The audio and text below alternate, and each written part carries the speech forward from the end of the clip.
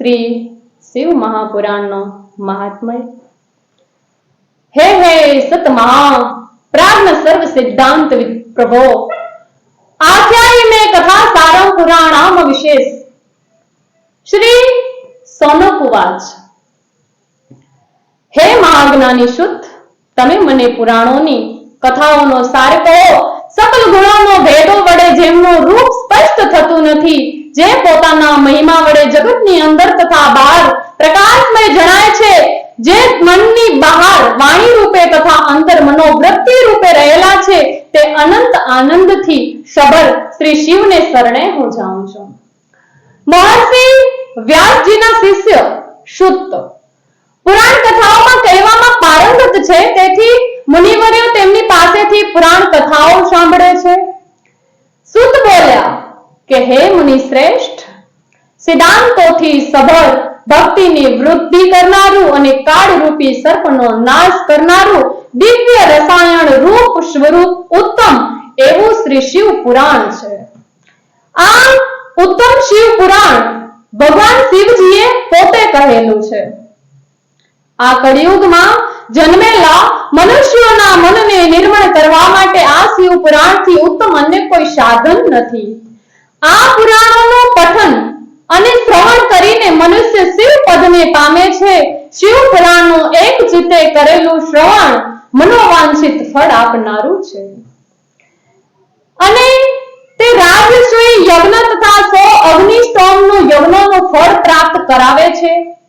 તેનું શ્રવણ પવિત્ર શ્રાવણ માસમાં અવશ્ય કરવું જોઈએ। આ કથા પરમ પવિત્રતા આપવાવાળી મુખ્ય કથા છે। ભગવાન વેદ વ્યાસે શિવ પુરાણમાં 24,000 શ્લોકો લખ્યા। તેમાં 7 સંહિતાઓ છે। શિવ પુરાણનો જે માણસ આદરથી પાઠ કરે છે તે જીવન મુક્ત થાય છે અને અંતકાળે જે મનુષ્ય ભક્તિપૂર્વક સાંભળે છે તેને મહેશ્વર મોક્ષ ગતિ આપે છે। ધર્મ, અર્થ, કામ અને મોક્ષ। ધર્મ, અર્થ, કામ અને મોક્ષ એ ચારે પુરુષાર્થ પ્રાપ્ત કરનારું છે। આત્મવેતાઓમાં માટે આ નિત્ય સેવા યોગ્ય મુખ્ય શાસ્ત્ર છે। પાપ કરનારા દુરાચારી, દુષ્ટકામી અને અવિચારી લોકો પણ જો શિવ પુરાણના પ્રભાવથી શુદ્ધિને પામે છે, આ દિવ્ય ગ્રંથ બ્રહ્મ તુલ્ય હોય ઉત્કૃષ્ટ ગતિ આપનારો મુખ્ય ગ્રંથ છે। ઘરમાં શિવ પુરાણ વંચાય છે તે ઘર નથી, તીર્થ છે। તીર્થ રૂપ બની જાય છે।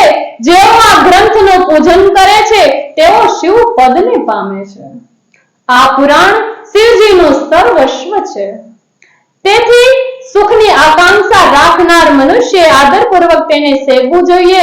આ શિવ પુરાણ ત્રિવિધ તાપને સમાવનાર, નિરંતર સુખ આપનાર અને પ્રાણ સમાન પ્રિય ગ્રંથ છે। પ્રાચીન ઇતિહાસનો એક પ્રસંગ ઉલ્લેખનીય છે કે દેરાજ નામે એક મૂર્ખ બ્રાહ્મણ કિરાતનગરમાં રહેતો। તેણે અધર્મ અને અનિતિ દ્વારા દ્રવ્યોપાર્જન કર્યું હતું। હરિ કહે કે દ્રવ્ય ઘણું નઠારું, કુબુદ્ધિને કલેશ વધારનારું। એ સૂત્રાનુસાર તે શોભાવતી નામની વેશ્યા તરફ આકર્ષાયો અને ભ્રષ્ટ બુદ્ધિના આ બ્રાહ્મણે માતા પિતા અને પત્નીની હત્યા કરીને સગળું દ્રવ્ય આ વેશ્યાને ચરણે ધરી દીધું હતું। તે પણ તેની જોડે જ રહેવા લાગ્યો હતો। એક વખત આ બ્રાહ્મણ પ્રતિષ્ઠાનપુર નગરની બહાર શિવાલયના પ્રાંગણમાં તાવ આવ્યો હોવાથી સૂતો હતો। દેવરાજે પથારીમાં પડ્યા શિવ કથાનું શ્રવણ કર્યું।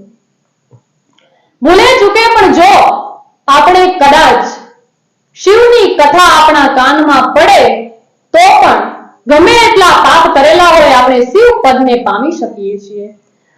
શિવાલયમાં પ્રાંગણમાં તાવ આવવાથી એ સૂતો હતો। દેવરાજે પથારીમાં પડ્યા શિવ કથાનું શ્રવણ કર્યું અને કથા સાંભળતા સાંભળતા તે મરણને શરણ થયો। કહેવાય છે કે શિવ દૂતો તેને યમદૂતો પાસેથી છોડાવવા તેમણે કૈલાસ લઈ ગયા અને આ બ્રાહ્મણે અંતકાળે શિવ પુરાણની પરમ પવિત્ર કથા સાંભળી હતી, તેથી તેને શિવ ગતિ પ્રાપ્ત થઈ. કથા શ્રવણના ફળ સ્વરૂપે તે મોક્ષને પામ્યો હતો. સોનક મુનિએ કહ્યું કે હે સૂત, આ જગતમાં અમૃતથી મુક્તિ મળતી નથી. સોનક મુનિએ કહ્યું છે કે હે સૂત, આ જગતમાં અમૃતથી મુક્તિ મળતી નથી, પરંતુ કથા અમૃત પાન કરવાથી મુક્તિ મળે છે. આ ભૂતલ પર પાપોમાં સમૂહને નાશ કરનારી અને મનને નિર્મળ કરનારી શિવ કથા સમાન કલ્યાણકારક અન્ય કોઈ કથા નથી. એવી શિવની કથાને ધન્ય છે, ધન્ય છે. સૂત કહેવા લાગ્યા કે સોનક, તમારો શિવ પ્રેમ જોઈને શિવજીના પ્રેમમાં અભિવૃદ્ધિ કરનારી બીજી ગુપ્ત કથા છે, તે પણ સાંભળો. બાળકર ગામમાં બિંદુક નામે એક દુરાચારી બ્રાહ્મણ રહેતો. તે વેશ્યાગામી હતો ને તેની પત્ની ચંચુલા ઝારગામી હતી. બિંદુક મૃત્યુ પછી પિશાચના અવતારને પામ્યો. ચંચુલા યાત્રા દરમિયાન ગોકર્ણમાં કથા સાંભળવા જતી હતી. તેને જીવન પ્રત્યે વૈરાગ્ય ઉત્પન્ન થયો. પુરાણી સમક્ષ તેણે પોતાના પાપની કબૂલાત કરી. પાપ કૃત્ય કરનારા માટે પશ્ચાતાપ એ ઉત્તમ પ્રાયશ્ચિત્ત છે. શુદ્ધિ માટે પશ્ચાતાપ એ અમોઘ શસ્ત્ર છે. માટે કદાચ જીવનમાં તમારા ભૂલ થઈ જાય તો તમે શિવાલયની અંદર જઈ અને મહાદેવની સામે તમે પ્રાયશ્ચિત કરી દો. પોતાના ભૂલોનો જે સ્વીકાર કરે છે, મહાદેવ તેનો સ્વીકાર કરે છે. શિવ પુરાણની કથા સાંભળવાથી શિવજીનું દર્શન ચિત્તમાં સ્થિર થાય છે અને ચિત્તની સંપૂર્ણ શુદ્ધિ થાય છે. સદુપદેશના લીધે ચંચુલા એકાગ્રતાથી શિવપુરાણની કથા સાંભળવા લાગી હતી. અંતકાળે શિવગણો તેને લેવા દિવ્ય વિમાન લઈને આવ્યા. તેને મોક્ષ ગતિ મળી અને સદા શિવના દર્શન પામીને આમ તેને અક્ષય સુખની પ્રાપ્તિ થઈ.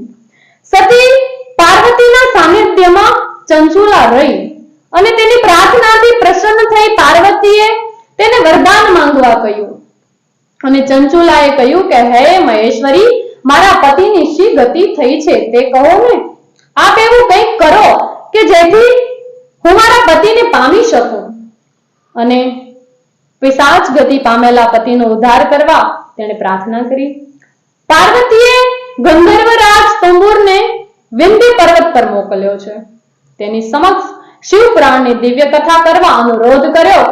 કથા શ્રવણથી તે સર્વ પાપથી મુક્ત બનીને પિશાચપણું છોડી દેશે. પછી તને દિવ્ય વિમાનમાં બેસાડી તેને શિવપુરીમાં લાવજો. સૂચના અનુસાર તોબુરને 7 સંહિતા અને મહાત્મ સહિત શિવ પુરાણ સંભળાવ્યું છે અને એના શ્રવણને લીધે તે ગોવર્ણ બની ગયો.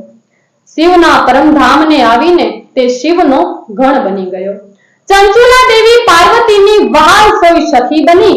ત્યારબાદ અત્યંત પ્રકાશિત પરમાનંદમય તે લોકમાં અવિચળ નિવાસ પામી તેઓ પરમ આનંદ પામ્યા. કહેવાનું તાત્પર્ય એ છે કે જે ભાવિકો આ દિવ્ય શિવ પુરાણને વાંચે છે, શ્રદ્ધા ભક્તિ પૂર્વક સાંભળે છે, પુસ્તકનું પૂજન કરે છે, તે ભાવિકો શિવ પદના અધિકારી બને છે. શાસ્ત્રોક્ત વિધિ અનુસાર શિવ પુરાણની કથા કરવાથી, તેનું શ્રવણ અને પૂજન કરવાથી શિવ કથા સંપૂર્ણ ફળદાતા અને મોક્ષદાતા કથા છે. આ શિવ મહાપુરાણ સંસાર રોગનું નિવારણ કરનારું, સંસાર સાગરથી પાર ઉતારનારું પવિત્ર ગ્રંથ છે. ઓમ નમઃ શિવાય. सरस्वती सुर दीजिए, गणपत दीजिए ज्ञान, बजरंगी महाबल दीजिए, मेरे सदगुरु दीजिए शान. शिव समान कोई दाता नहीं, विपत विदारण हार. शिव समान कोई दाता नहीं, विपत विदारण हार. अब लजिया मोरे राखियो, नंदी के अश्वार, नंदी के अश्वार. આજે પવિત્ર શ્રાવણ માસ એટલે શ્રાવણ મહિનો એટલે મહાદેવ ભોળાનાથ શંકરનો પવિત્ર માસ. પવિત્ર માસના દિવસે આપણે શ્રી સોમેશ્વર સોમનાથ જ્યોતિર્લિંગનું વર્ણન સાંભળીશું. જ્યોતિર્લિંગોમાં સોમનાથનું નામ સૌ પ્રથમ આવે. સૃષ્ટિ સૃષ્ટિની ઉત્પત્તિ થઈ તે સમયની આ કથા છે. પ્રજાપતિ દક્ષે 60 કન્યાઓ પૈકી 27 કન્યાઓને ચંદ્રમા સાથે પરણાવી હતી. આ સર્વ કન્યાઓમાં રોહિણી ચંદ્રને વધુ પ્રિય હતી. આથી બીજી સ્ત્રીઓએ પિતાની ફરિયાદ કરી. દક્ષે અભિશ્રાપ આપ્યો, હે ચંદ્ર, તું રોહિણી પ્રત્યે પક્ષપાત રાખી અને બીજી પત્નીઓને સમાન આદર આપતો નથી, માટે તને ક્ષય રોગ થાવ. પ્રસ્તુત અભિશ્રાપને લીધે ચંદ્ર ક્ષય રોગી બની ગયો અને એના ક્ષીણ થવાથી ત્રણેય લોકમાં હાહાકાર મચી ગયો. એના નિવારણ માટે સર્વ દેવો અને મુનિઓ એકત્ર થઈ અને ઇન્દ્રની આગેવાની લઈ બ્રહ્મા પાસે ગયા છે. બ્રહ્માજીએ શ્રાપના નિવારણ માટે કહ્યું કે તમે સર્વ મહાપવિત્ર પ્રભાસ ક્ષેત્રમાં જઈ અને મહામૃત્યુંજય મંત્રનું શાસ્ત્રોક્ત વિધિ અનુસાર અનુષ્ઠાન કરી ભગવાન શિવની આરાધના કરો અને શિવલિંગનું સ્થાપન કરીને હંમેશા તપસ્યા કરો. આથી શિવજી તેના પર પ્રસન્ન થઈ અને ચંદ્રના ક્ષય રોગથી નિવારણ કરશે. ચંદ્રને પણ આ પ્રમાણે તપ કરવા અનુરોધ કરજો. ચંદ્રએ 6 માસ સુધી તપ કર્યું.